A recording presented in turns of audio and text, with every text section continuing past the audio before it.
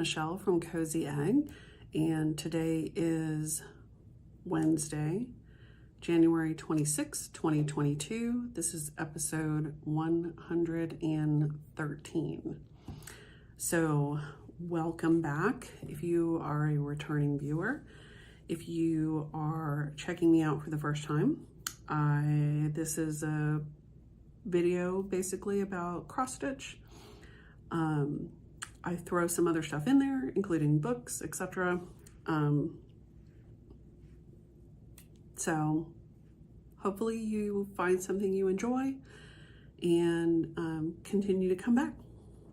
So let's get to it. So my last video was, I think, on the 3rd of January. So I had intended to come back in 2 weeks, but things happen. So here we are, 3 weeks plus a little. So what's been going on? So one of my Christmas gifts, or really my Christmas gift, was a new iPad. And I had an old iPod mini that was just having problems. So we replaced it. And one of the things that I wanted to be able to do was to move from a paper bullet journal / planner into a digital planner. And so I'm now doing that, but it has been it's taking me a little bit of time to get used to. My thought was that, as I talked in my last video, my word for 2022 is clearing. And so one of the things that I'm trying to do is clear things out. I'm also trying to sort of streamline things. And so one of the things that I am trying to work towards is cleaning my desk. At the end of the day, it is, usually clean and clear, but during the day while I'm working, etc., I get a whole bunch of stuff on there. And so, when you start looking at keyboard, phone, iPad, book, planner, etc., bullet journal, I thought, if I can move into a digital planner, perhaps I can get one thing off of my desk.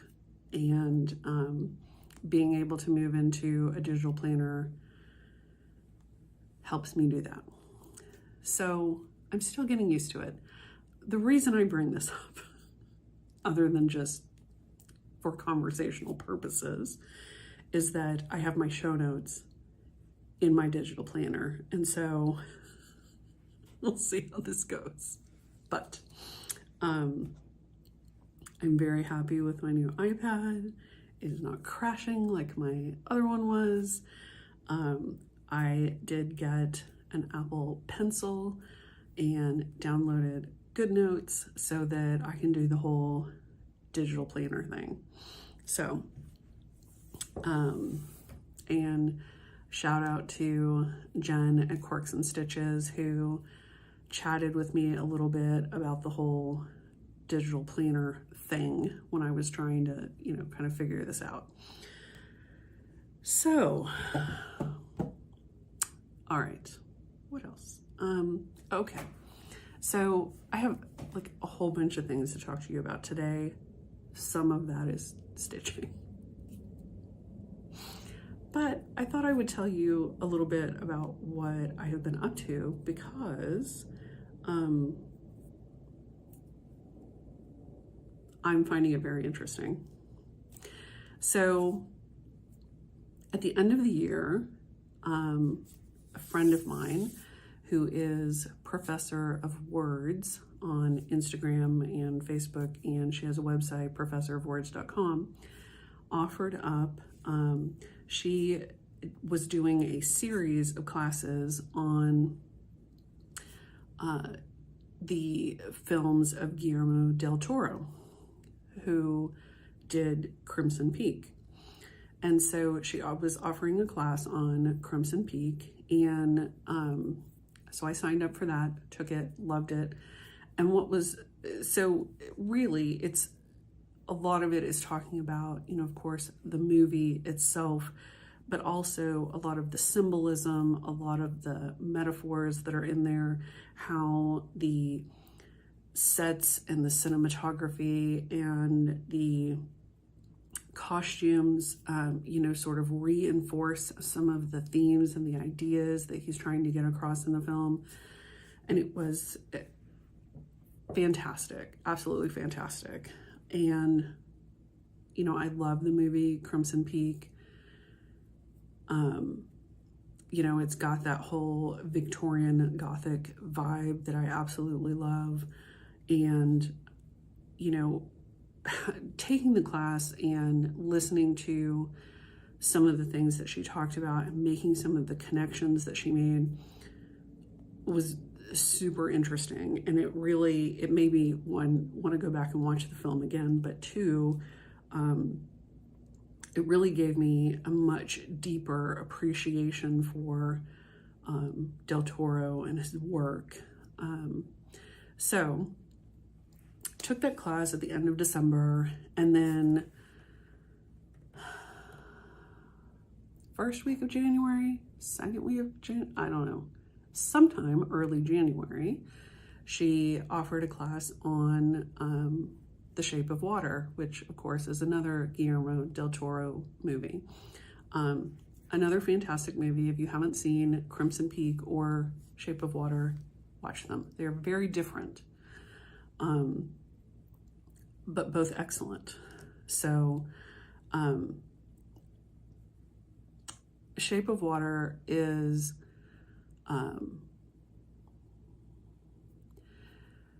more kind of I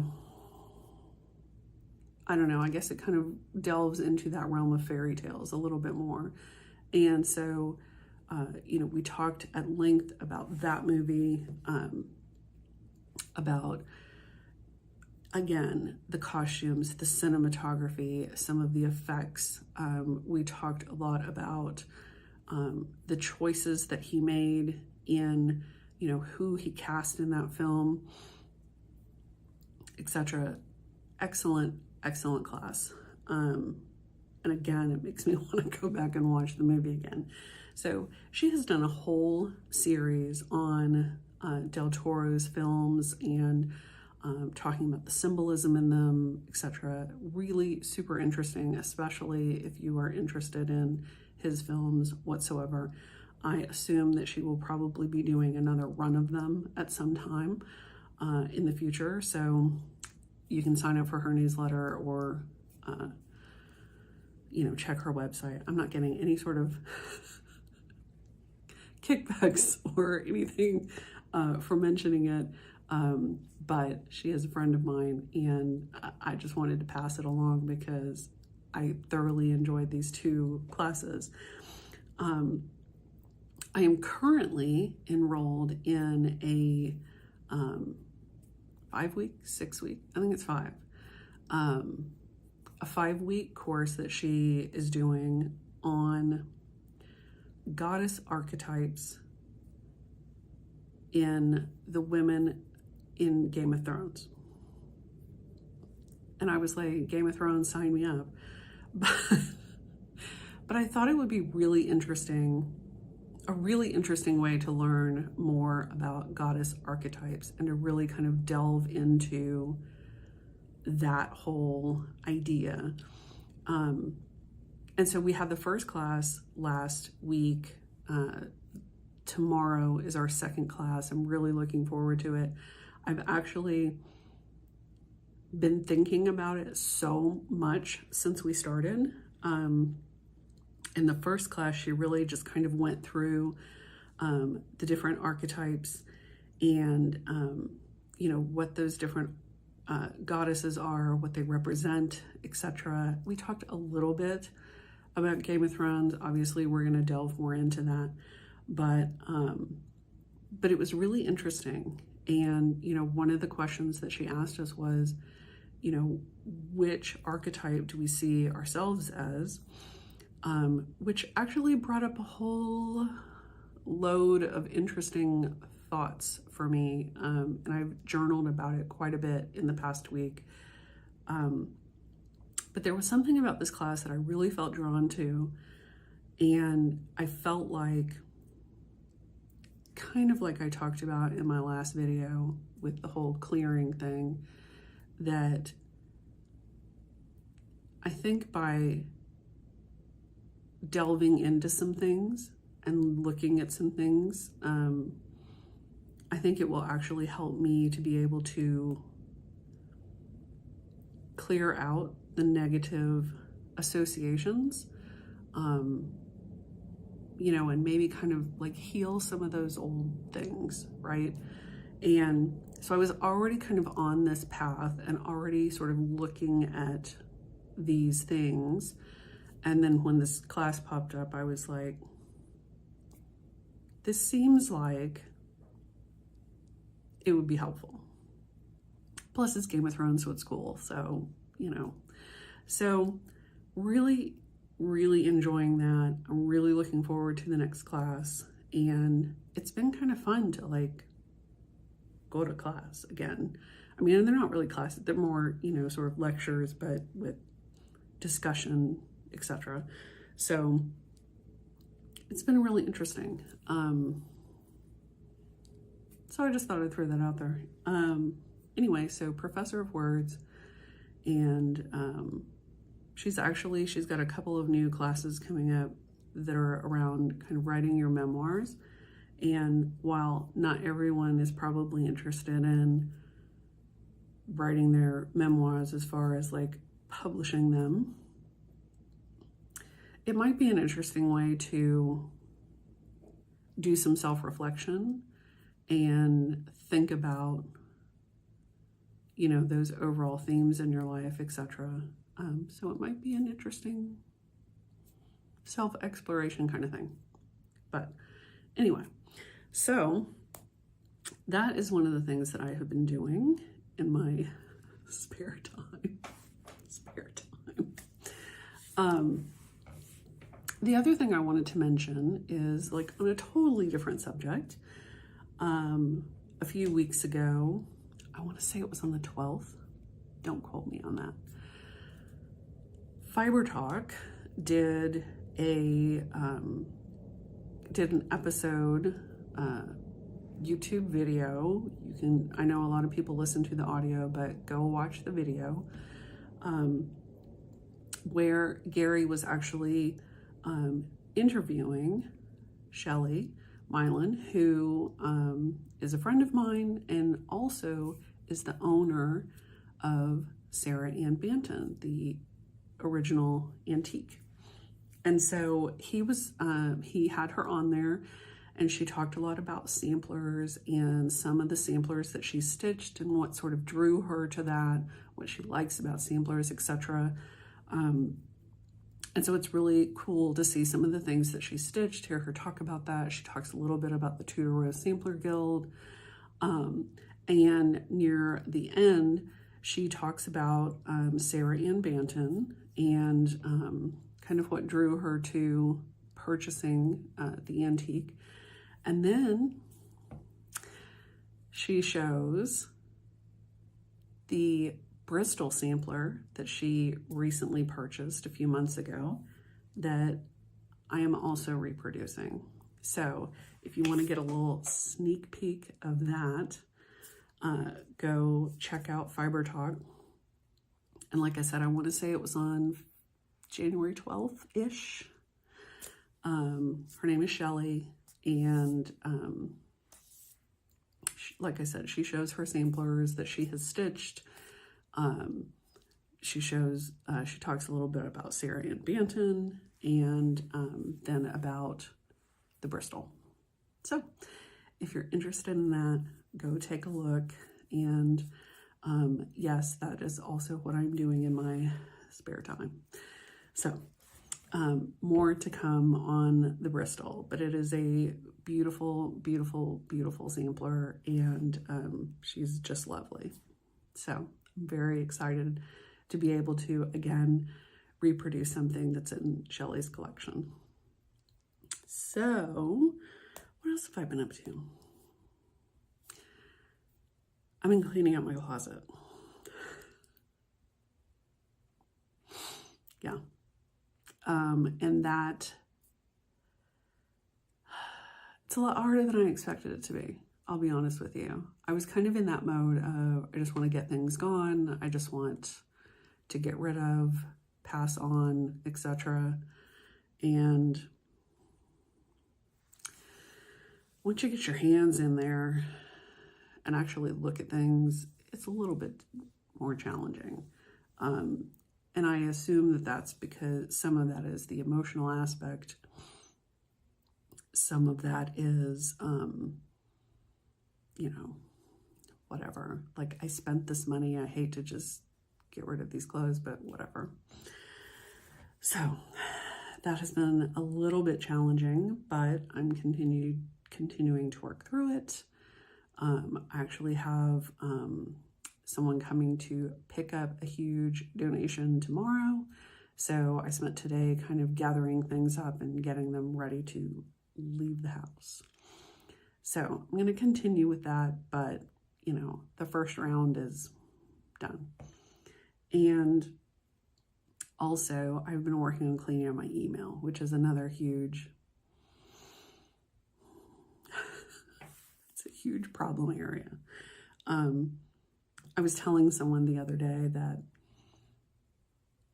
I apparently have this tendency to email myself things. And so I have this huge amount of emails where I've sent myself notes. And some of them are like, you know, links to recipes. Some of them are to-do lists. Some of them make 0 sense. So I'm wading through that. And, you know, trying to deal with that stuff, unsubscribing to things, you know, it's like, I never open these emails. Why do I get them? You know, that sort of thing. So it is another area where I am trying to simplify, get rid of, clean out, etc. And my friend Rachel, Stitch and Be Well, said, you know, though, that is a task that doesn't have an end, right? Like, it, you have to keep doing it. And my response to her was, you know, of course, but I am hoping that by dealing with the backlog, it will make the tending going forward a lot easier. And obviously I need to break myself of the habit of emailing myself notes. I thought it was funny yesterday, I think it was yesterday, I saw a post from the bloggess on Instagram, and it was basically a screenshot of her notes app where she had, you know, written herself notes. And it's things like, call the guy, deal with the lady. And she's like, I have no idea what these mean. I have a lot of notes like that where it's like, what does this even mean? I have no clue. Who is the guy? What am I supposed to call him about? I don't know. So I'm trying to make use of things like my digital planner, Evernote, etc., rather than emailing myself notes. And I am also trying to be a little more descriptive in those notes. So, all right. Not too much else that's been going on. We had the vigil and the funeral service for Eric's mom, and it was very nice. It was very difficult.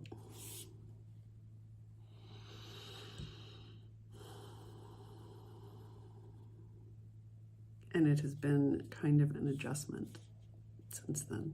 So, but we continue forward. So, let's talk stitching, shall we?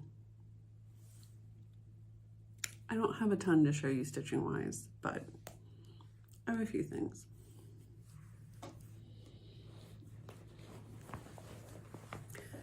So the main thing that I have been working on since we spoke last is Mary Snow from Hands Across the Sea. And I'm trying to get to the photo of her so you can see the whole thing. You have probably seen her out and about on the social medias. Here is a picture of Mary Snow, and she's really pretty. And she has swans. So I started her on December 23rd, I think.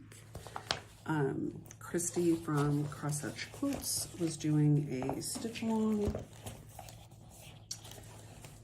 and I had fallen in love with Mary the first time I saw her, and I was like, yeah, why not? So, because I am in the I do what I want phase at the moment. Not that I'm not always in that phase, but you know. So here's where I'm at. I do have the border all the way around the green, and I'm going back in and I'm putting in the flowers.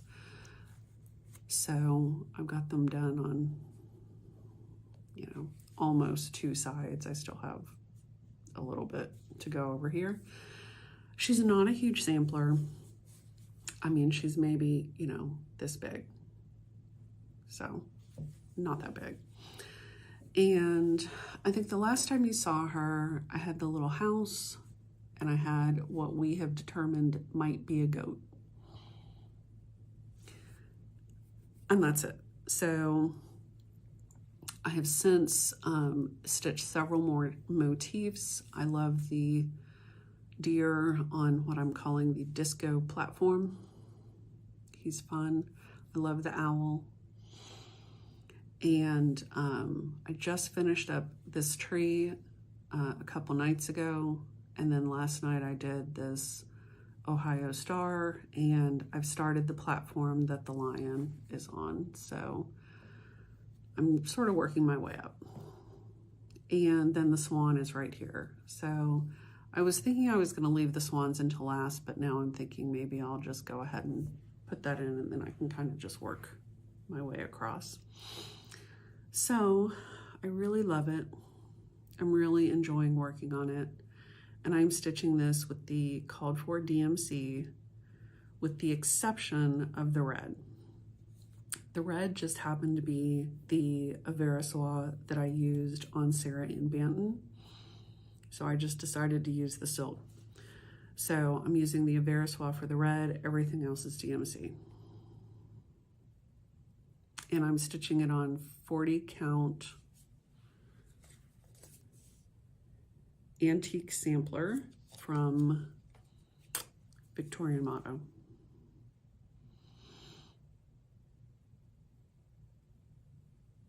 And it's a really pretty piece of fabric, which is a shame. But I'm glad I have it. I'm glad I can use it. And I'm really, really enjoying this. So that's where I'm at on Mary Snow. Dark 13 stitching, of course, happened on the 13th.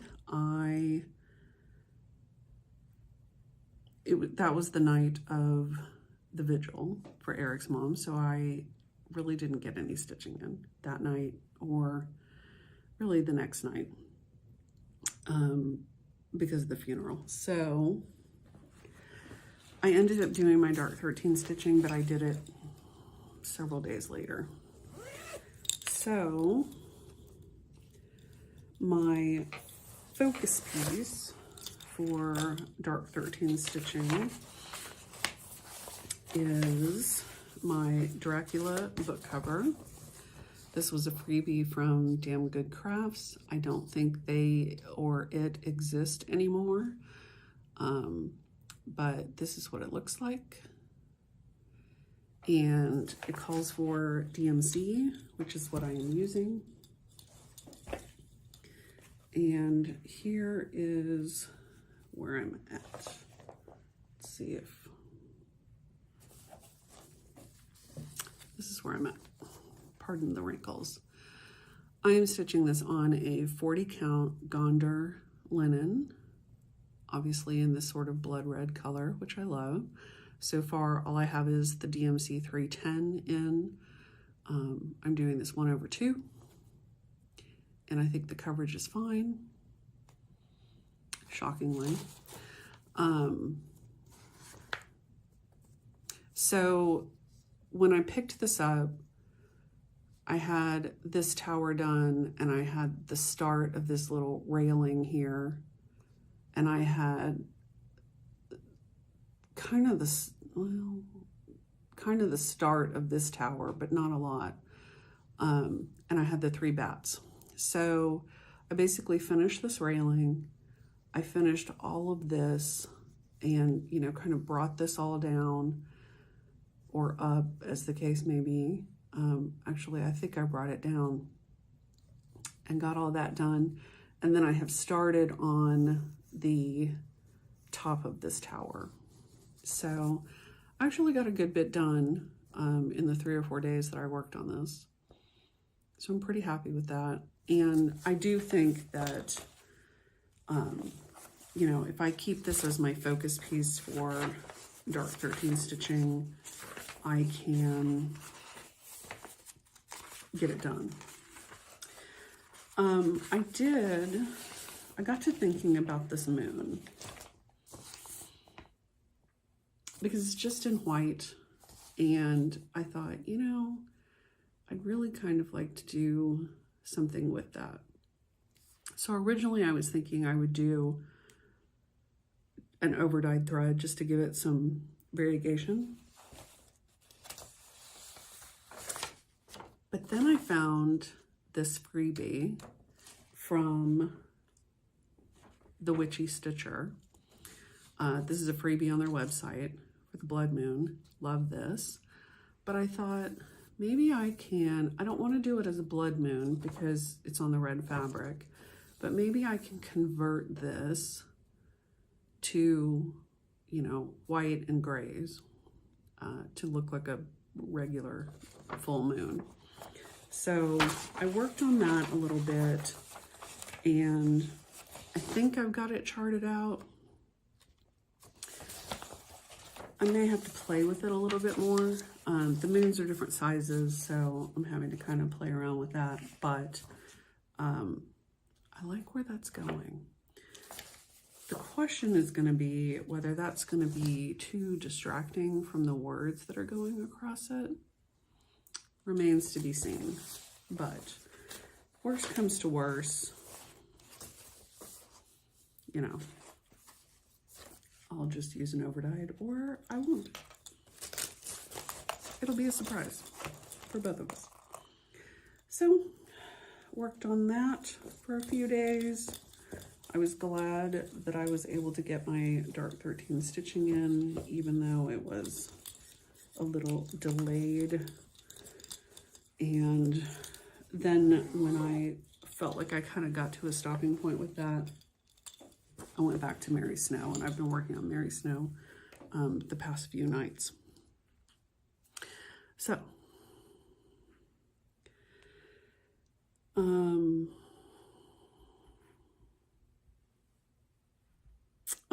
and I totally forgot to bring something in here. Oh well. So I'm going to talk a little bit about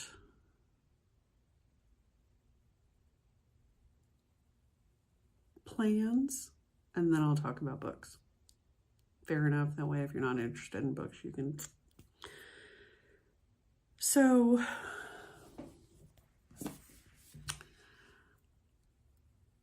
I recently ordered a couple of things that I have been desperately wanting for a long time. And one of those things, I was kind of in a treat yourself kind of mood. One of those things is this deck of tarot cards. This is Anima Mundi by The Creeping Moon. The Creeping Moon is on Instagram. She is an artist. She has her own website if you're interested. She also has an Etsy site. There are several places that carry her decks. You can see on her site where to get them.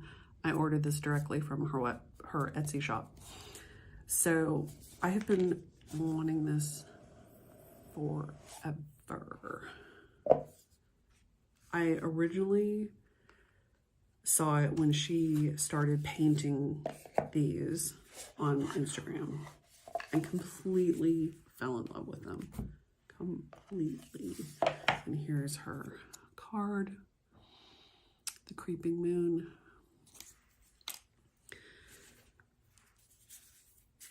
And I've been wanting these cards since then. So there's a reason I'm telling you all this, other than the fact that they're tarot cards and they're beautiful and I want to show them to you. They are stunning. So first of all, they have these beautiful gold edges, beautiful back, and these are all of her original paintings. So, I mean, you can see, and they're really good quality. They're thick, and they're just beautiful. So the reason that I am showing you these is because these cards, like seeing her painting these cards and the colors that she was using is what directly inspired my Dutch Beauty. And as I pulled colors for that, I was absolutely influenced by these. This one, for example. So you'll see that gray background, and I'll show you my Dutch Beauty here in a minute. But it's images like these that I was like, yes, this is what I want to do. So, like I said, I was absolutely influenced by her color palette, you know, just the feel of some of these images. They're so gorgeous. Look at that. So pretty. And they have little creatures.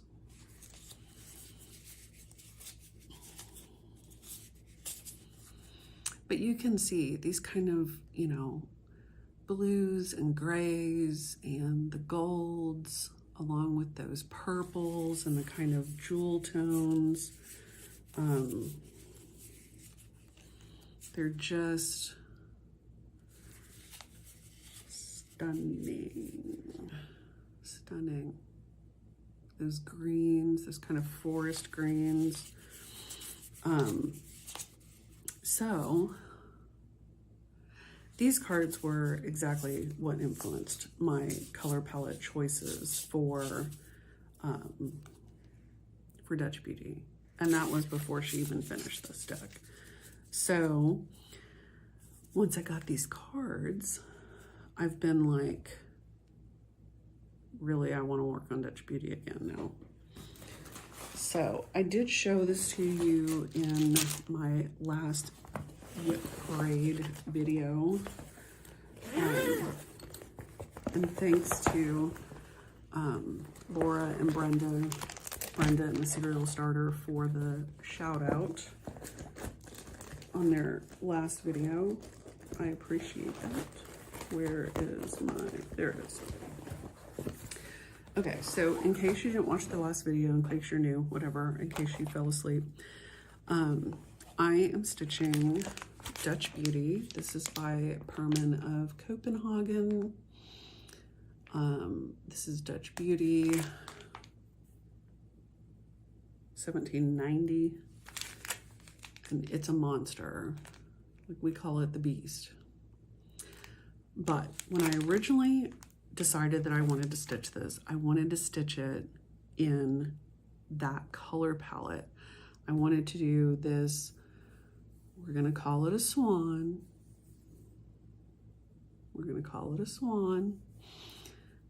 I wanted to do a black swan, and I wanted to do these sort of jewel tone, dark colors, instead of the called for color palette. So I have started, and I mean, you can see that, you know, I dyed my own fabric this gray color, and that was mostly because I was afraid to order a piece of fabric and not have it be the right gray. But I mean, you can kind of see that influence there. And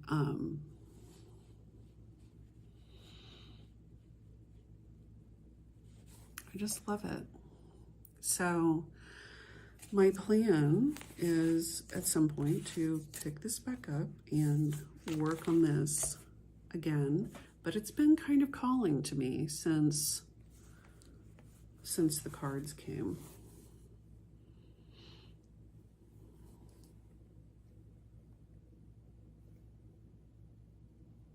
And obviously it's not all dark. I mean, I have the lion there, but I really love where this is going, and I'd really like to see more of it happening, is really what it comes down to. But yes, so now that I have my cards, this has been heavily on my mind.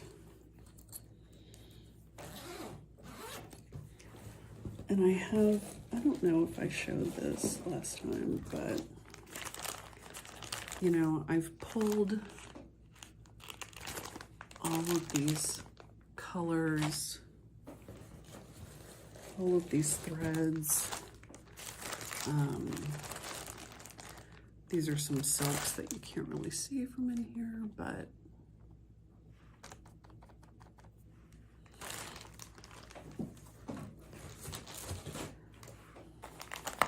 yeah, I need to work on that. So, Anima Mundi Tarot, which means the soul of the world.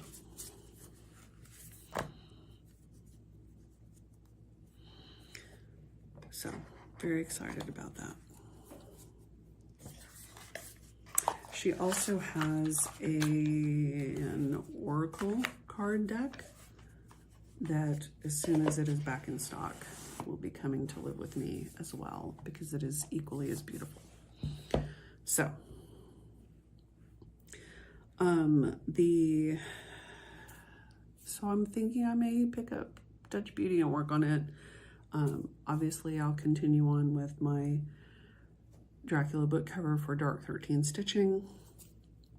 And then I purchased another couple of things. So I ordered this from Christine at Hollis Hands Create. She has an Etsy shop. And I decided it's probably a good idea to order some needles. So I ordered some more size 28 Bowen needles because I like these. And I ordered 2 pieces of fabric because I'm going to be starting, I think I mentioned last time, Tombstone Spots with Emily C. At some point. That's going to be one of her 40 starts. I think we may be starting that later in the spring. and I needed a piece of fabric for that. And then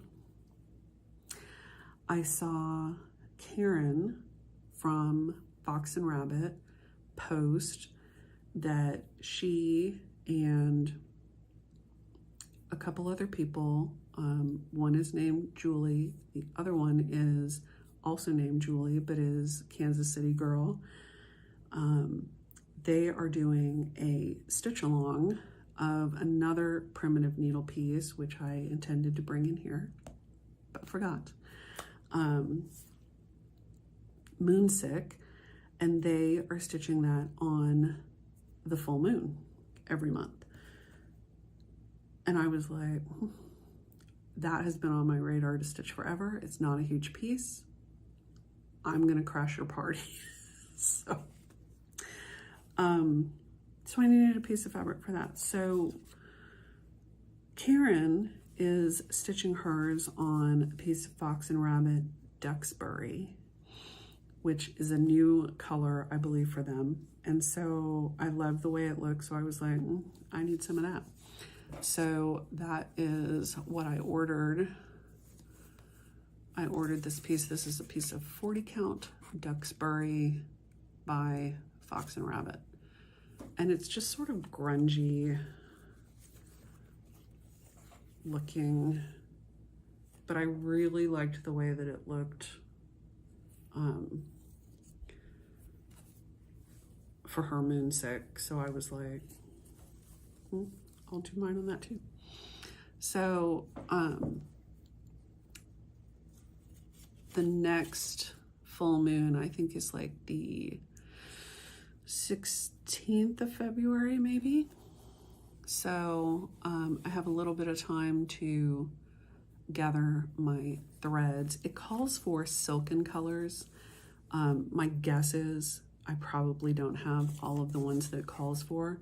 So I'll probably just be pulling threads from my stash that will work. I'm super excited about this because this has been on my radar to stitch forever. Abby Bella stitched it. It doesn't seem like that long ago. And at the time I was like, I need to get that out and stitch it. But I was kind of focused on Blacked Sky, and I was stitching Sampler Sisters, and I did Salem Village.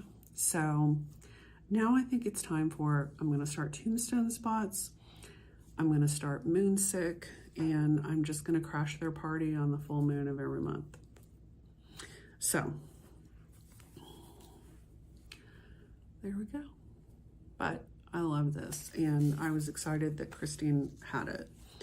While I was there, I was like, I need a piece of fabric for Tombstone Spots.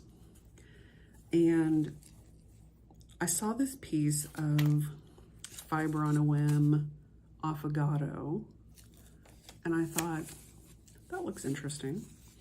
So I ordered a piece of that. And it looks a little, to me, it looks a little mossy, which I think might be actually really perfect for Tombstone Spots.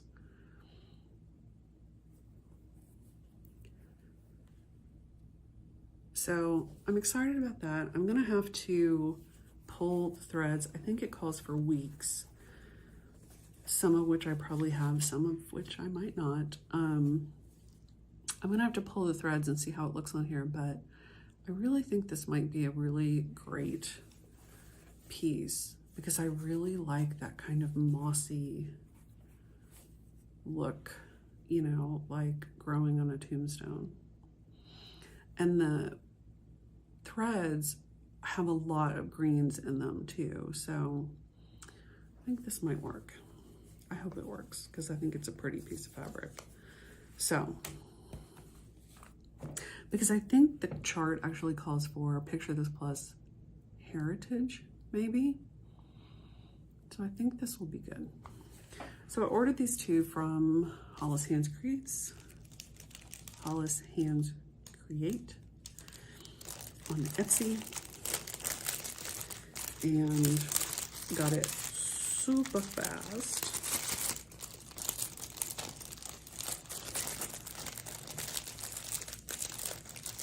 So I'm very excited about it. And now my stuff is like caught on my needles. There we go. Super excited about it. So those two things are in my plans. I did not bring the charts in here because I'm a doofus, but I think these will be good. And you will see Moonsick on the full moon. So very excited about that. So those are my plans. But like I said, I'm just gonna stick with Mary Snow as long as I'm enjoying it. I do want to kind of get to Dutch Beauty, but that takes a little bit of brain power, so I'm gonna have to kind of gear up for that. Dracula book cover on the 13th, and then Moonsick on the full moon, and Tombstone spots at some point in the future. But I got the fabric at the same time, so I figured I'd show you. So let's talk books. Also, let's talk TV shows for a moment. If you have not been watching, let me backtrack a little bit. I've been in this very like Sherlock Holmes kind of mood. Like I really want to watch, you know, I used to watch the PBS mystery show all the time, you know, and they had a whole series of Sherlock Holmes that I absolutely loved. They also did Hercule Poirot, Agatha Christie, etc. But I really love the Sherlock Holmes.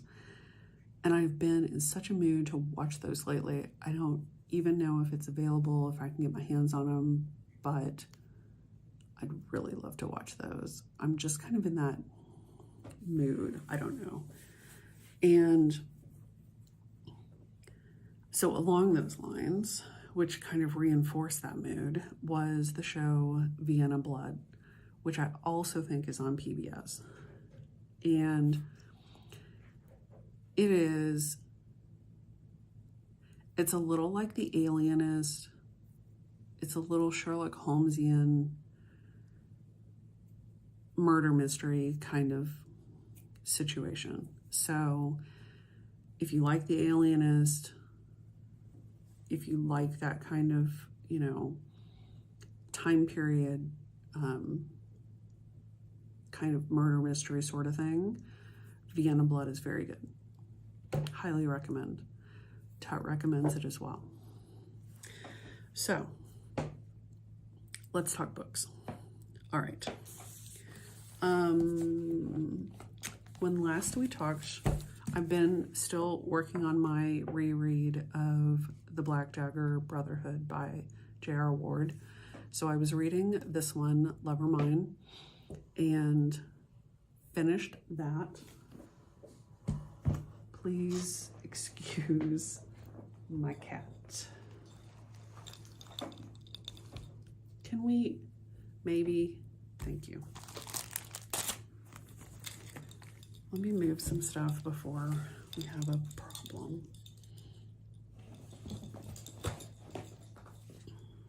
Because all I need is for him to step on my Q-snap. Let's not, shall we? All right. What was I talking about? Right.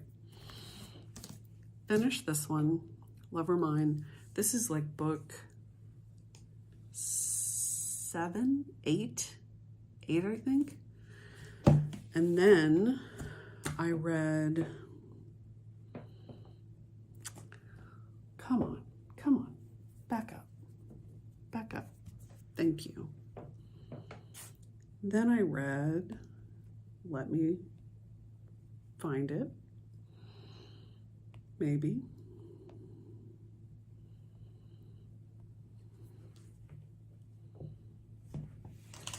Then I read Crave, This is also by J.R. Ward, but this is her Fallen Angel series. And so Annette from Annette's Acre and I have been reading these together in publication order because there's a little bit of crossover.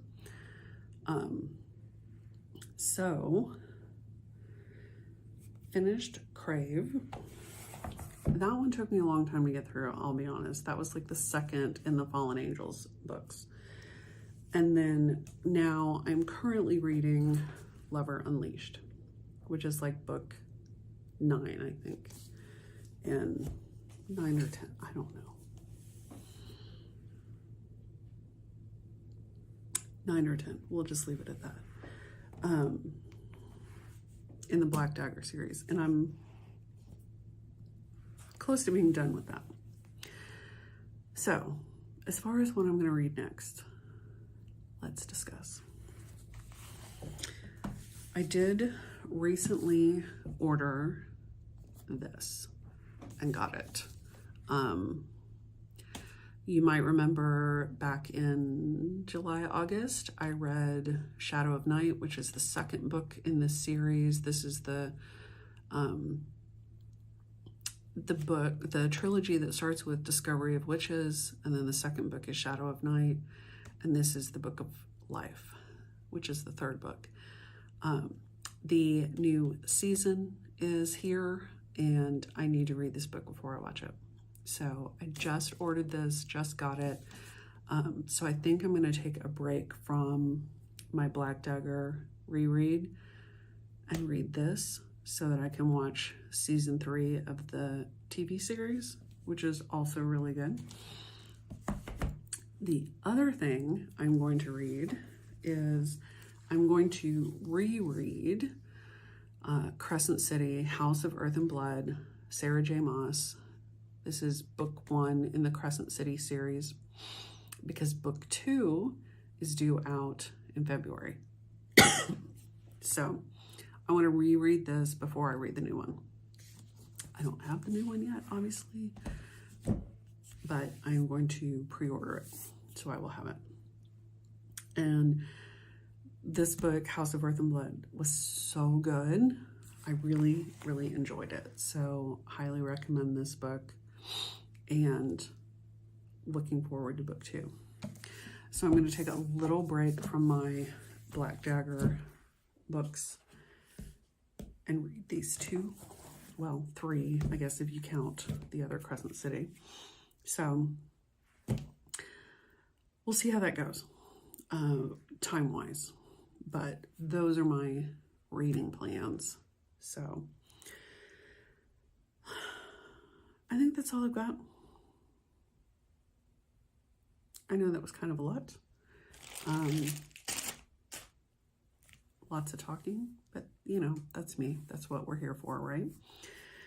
Little stitching, little books, lots of talking. So, yeah, I think that's it for now. So I will sign off. I still haven't done the show notes for the last video. I'm working on getting that done, but with all the whips and stuff, I was trying to get all that in there. So I will have that up soon. Go watch Fiber Talk.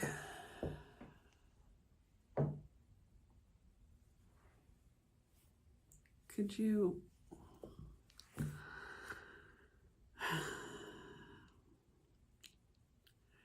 Anyway, thanks so much for watching. Thanks for tuning in. Thanks for liking and subscribing and leaving comments.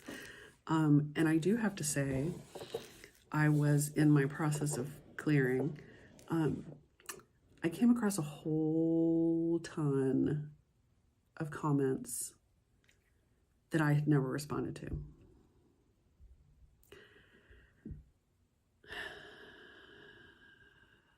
And they're very nice comments, and I feel horrible.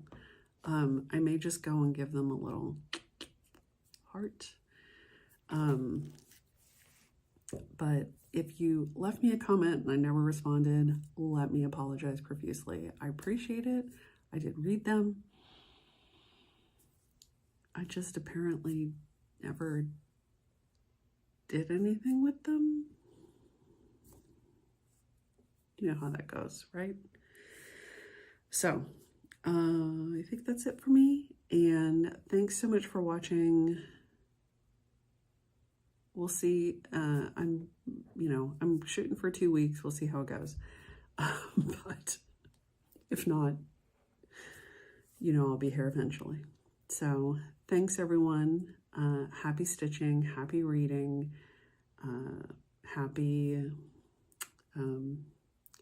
gothing, and take care. Bye.